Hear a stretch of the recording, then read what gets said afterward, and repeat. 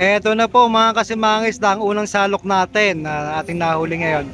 Mix po siya ng skipjack, yellowfin, tsaka tuna. Yan mga kasimangis na. Thank you Lord for the blessings. Mga 4 to 5 tons po yan. Dami.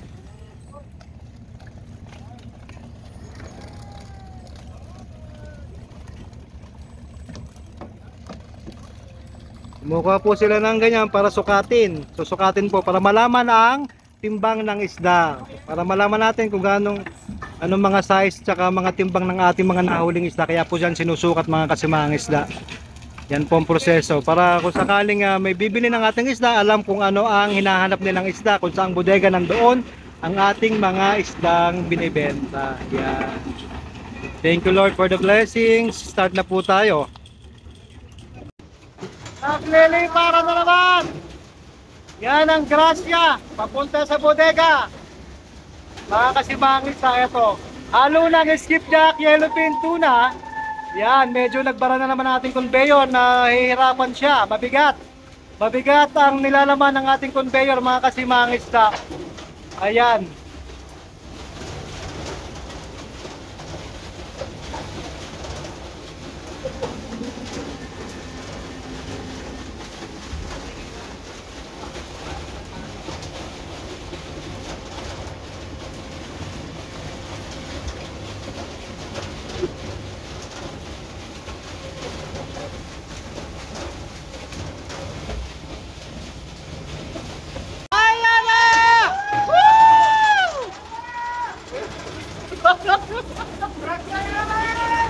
Gracia! Thank you Lord for the blessings. Ang dami na naman nila.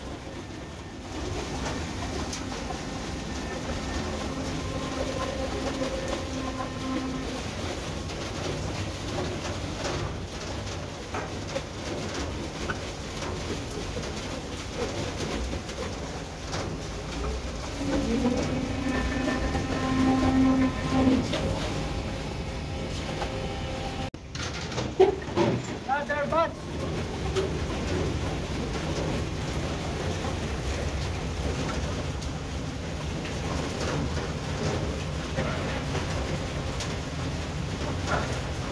More or less 100 tons tayo. 100 tons.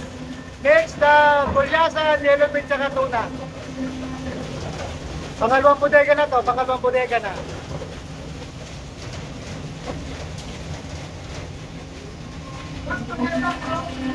Puno pa rin po mga kasimangis na.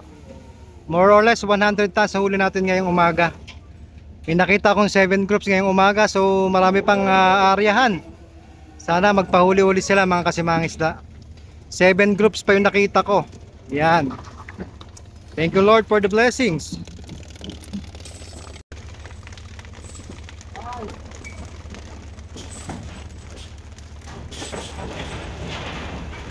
Si Mangis na by Camplino lang po, para lang po, si Mangis na.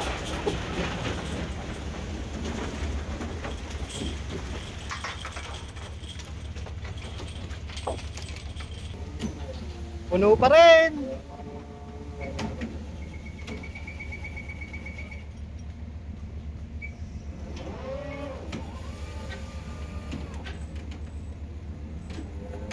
Mga 4-5 tonelada po naman yan. 4-5 tonelada.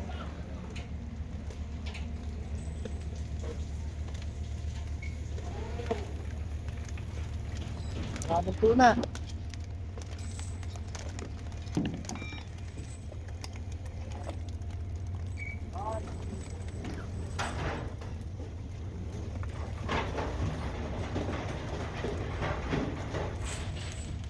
Para lang po si Mangis Standards.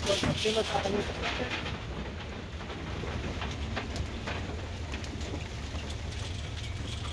Thank you po. Magandang umaga.